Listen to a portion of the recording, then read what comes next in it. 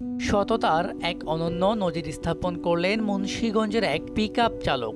পড়ে থাকা প্যাকেটে পাওয়া 4টি মোবাইল পেয়েও সামান্যতম লোভ করেননি চালক মোহাম্মদ নাঈম সর্দার, বরং নিজে উদ্যোগী হয়ে সুন্দরবন কুরিয়ার সার্ভিসের প্রতিনিধির কাছে তুলে দিয়েছেন প্রায় 2 লাখ টাকা মূল্যের 4টি মোবাইল ফোন। ঘটনাটি ঘটেছে শনিবার বিকেলে মুন্সিগঞ্জের শ্রীনগর উপজেলার বালাসৌ বাগানবাড়ি এলাকায়। পিকআপ চালক নাঈম বাগানবাড়ি এলাকায় জান্নাত ব্রয়লার হাউসে কর্মরত আছেন। তিনি খুলনার বাসিন্দা। তার বাবার নাম মোহাম্মদ রুহুল আমিন সর্দার।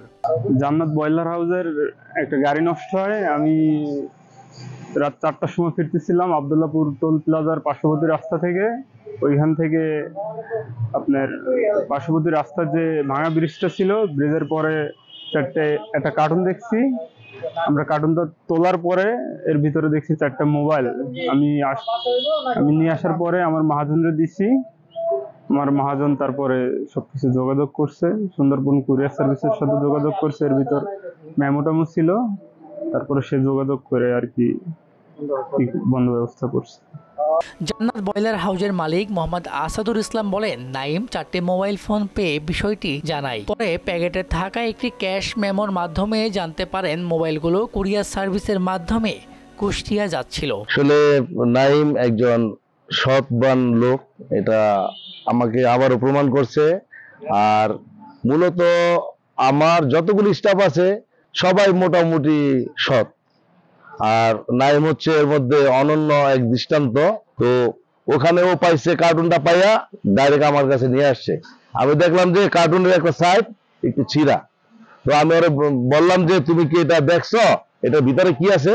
ও বলছে ভাই আমি দেখছি এটার ভিতরে 4টা মোবাইল, কিন্তু এর আনুমানিক বাজার মূল্য তুমি জানো? বলে ভাই বাজার মূল্য আমি জানি না, তবে অনেক দামি মোবাইল এটা আমি জানি। কিন্তু সে এটা ভালোভাবে খুলেও দেখে নাই। তো আসলে মূলত একজন ড্রাইভার, হয়তো আমাদের সমাজে অনেক বিত্তবান লোক আছে, তারাও হয়তো বা এই লোকটা সামলাইতে পারবো না, কিন্তু সে একজন ড্রাইভার হয়ে এত বড় মনের একটা পরিচয় দিছে, এটা মানে আমার কাছে দৃষ্টান্ত হয়ে থাকবে। ধরে এই এটা ইনভয়েস পাইলাম, ইনভয়েসে দেখলাম যে ঢাকা মোবাইল ট্রেড থেকে হলো আপনার এই পাঠাইছে সুন্দরবন কুরিয়ারের মাধ্যমে আপনার কুষ্টিয়া বিপ্লব টেলিকমে। ওনাদের সাথে যোগাযোগ করছি এবং আজকে সুন্দরবন কুরিয়ার থেকে কল্যাণপুর থেকে ওনাদের প্রতিনিধি আসছে। এখন আমি একজন মোহনা টিভির সাংবাদিকের সামনে আমি লাইভ নিউজ করে এই জিনিসটা হ্যান্ড ওভার করে দিলাম। সুন্দরবন কুরিয়ার সার্ভিসের ঢাকার কল্যাণপুর শাখার মোবাইল বিভাগের কর্মকর্তা মোহাম্মদ ইসমাইল হোসেন জানান, কয়েকদিন আগে তাদের বুকিংকৃত মোবাইলগুলো হারিয়ে যায়। আমি মোহাম্মদ ইসমাইল হোসেন, সুন্দরবন কুরিয়ার সার্ভিসের কল্যাণপুর শাখা মোবাইল সেকশনে কর্মরত আছি।